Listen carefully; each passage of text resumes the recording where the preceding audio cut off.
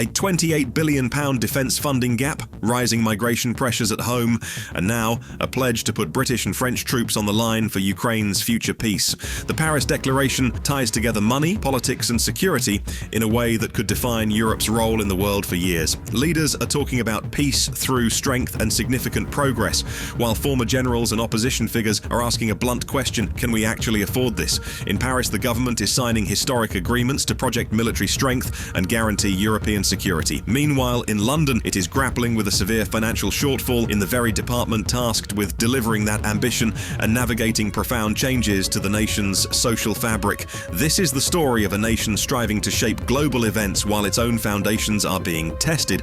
It is about promises made abroad and the price to be paid at home. Back in Westminster, however, the visionary language of international security guarantees is colliding with a stark fiscal reality. Even as the Prime Minister was announcing this new forward-leaning posture, the Ministry of Defence was delivering a severe warning about the country's ability to fund its existing military ambitions. The Chief of the Defence Staff, Air Chief Marshal Sir Richard Knighton, informed the Prime Minister and the Chancellor that the Defence Ministry faces a projected shortfall of £28 billion over the next 4 years. This enormous gap exists despite the government's pledge to increase defence spending to 2.5% of national income by 2027. When repeatedly asked about this gap, the Prime Minister's spokesman declined to deny the figure, instead acknowledging that the armed forces were facing additional demands.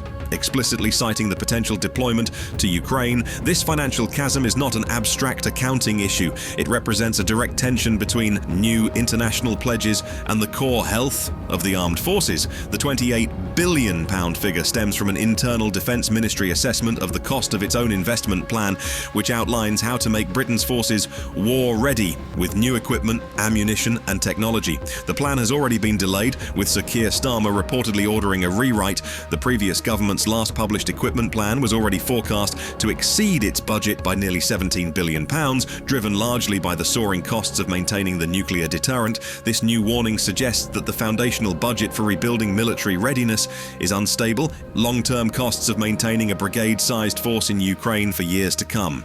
The strain extends far beyond the defence budget. It taps into a national debate about overall investment and priorities. A separate analysis by EY Parthenon has calculated that commitments to raise defence spending are dramatically reshaping the UK's entire capital investment landscape. Their report finds that plans to increase defence spending to between 3% and 5% of GDP have expanded the nation's pipeline of unfunded infrastructure projects, covering transport, energy, health and schools, to between £1.7 trillion and £1.96 trillion. Defence programmes alone now account for 41% of all unfunded projects, up from 16% just a year ago. Matt Persson of EY Parthenon summarised the dilemma. The government has made significant progress. However, the 15-year funding requirements to achieve simultaneous transitions across energy, infrastructure, health and defence are also rising. In simpler terms, every pound committed to new destroyers or a Ukrainian garrison is a pound that is not building new hospitals, railways or resilient energy grids. This domestic crunch is mirrored in another politically charged arena, immigration and settlement policy. As the government projects strength outward, it is enacting what the Home Secretary has called a fairer pathway to settlement, a policy shift that represents the most significant restructuring of the immigration system in decades. The central change is the move from a near-automatic grant of indefinite leave to remain (ILR) after 5 years to a new earned settlement model where the standard qualifying period becomes at leave 6 to adjust intern algo.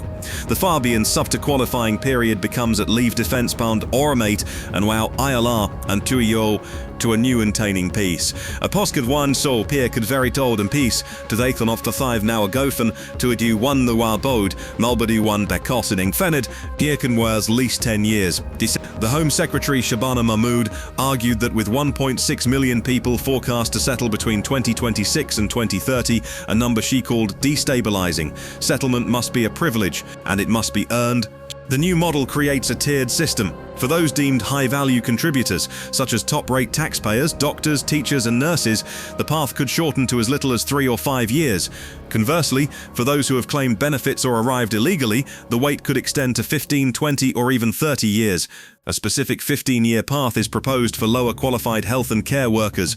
The government insists these new rules will apply to most migrants already in the UK who have not yet obtained settled status, a point of considerable controversy and anxiety.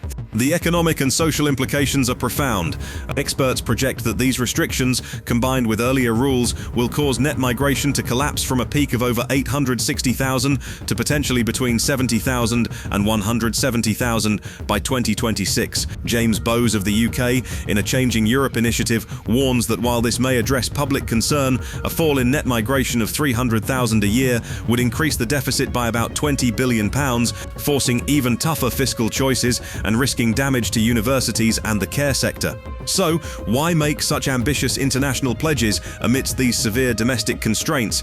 Strategic analysts suggest the Paris Declaration serves a deeper purpose. It is a tool to influence and lock in American policy by demonstrating European resolve and putting concrete, European-led military commitments on the table. With the UK and France at the forefront, the coalition hopes to shape the stance of the US administration and increase pressure on Russia. It is an attempt to ensure that, regardless of political shifts across the Atlantic, there is a substantial European pillar to Ukraine's future security.